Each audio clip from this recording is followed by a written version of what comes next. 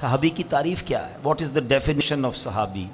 کہ جس نے ایمان کی حالت میں نبی پاک کا دیدار کیا یا ان کی صحبت اٹھائی اور ایمان کی حالت میں اس کا انتقال ہو گیا۔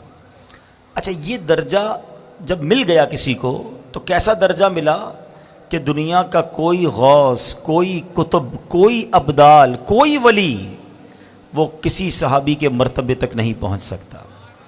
اور آپ کو پتہ ہے ایسے بھی صحابہ گزرے ہیں جنہوں نے ایک بھی نماز نہیں پڑھی، جنہوں نے ایک بھی روزہ نہیں رکھا۔ جی ہاں، یہ کیسے ہوا؟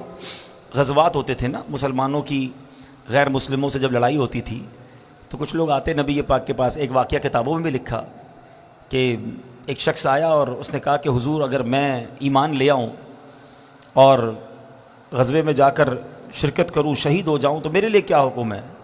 آقا نے فرمایا تمہیں بھی جنت ملے گی۔ کلمہ پڑھا اور لڑنے چلے گئے اور شہید ہو گئے۔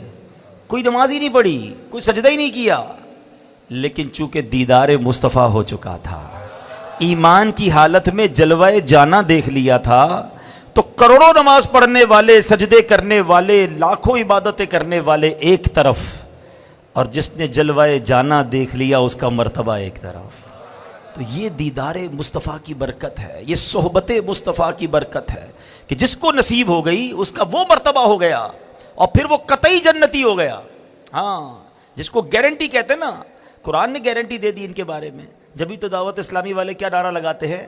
ہر صحابی نبی، ہر صحابی۔ ہاں، اس میں کوئی کیٹیگرائز نہیں ہے۔ بے شک صحابہ میں مرتبے بہت بلند ہیں، عشرہ مبشرہ کی بات اور ہے، پھر بیت رضوان والوں کی بات اور ہے، اصحاب بدر کی بات اور ہے، لیکن کوئی بھی صحابی ہے چاہے وہ چند گھنٹے، چند منٹ پہلے مسلمان ہوئے ہوں، مگر چونکہ جلوہ جانا دیکھا، صحبت مصطفیٰ اٹھائی، تو وہ درجہ مل گیا کہ زمانے کا غوث بھی اس کا مرتبہ نہیں پا سکتا۔ تو اب سمجھو دیدار مصطفیٰ کی بات۔ ایک عشق والی بات بھی کہہ دیتا ہوں۔ بہت پہلے مجھے ایک شخص نے ایک بات کہی تھی، وہ کہتے ہیں نا کچھ باتیں دل میں گھر کر جاتی ہیں۔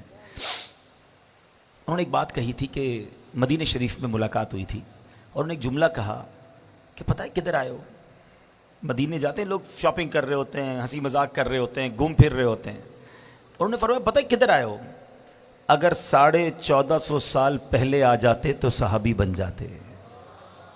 ایک جملہ کہا انہوں نے، لیکن سمجھ والوں کے لیے بہت بڑی بات ہے کہ یہی تو ہوتا تھا نا کہ آقا کے زمانے میں لوگ دور دور سے آتے تھے، ایمان لاتے تھے، دیدار کرتے تھے، صحابی بن جاتے تھے۔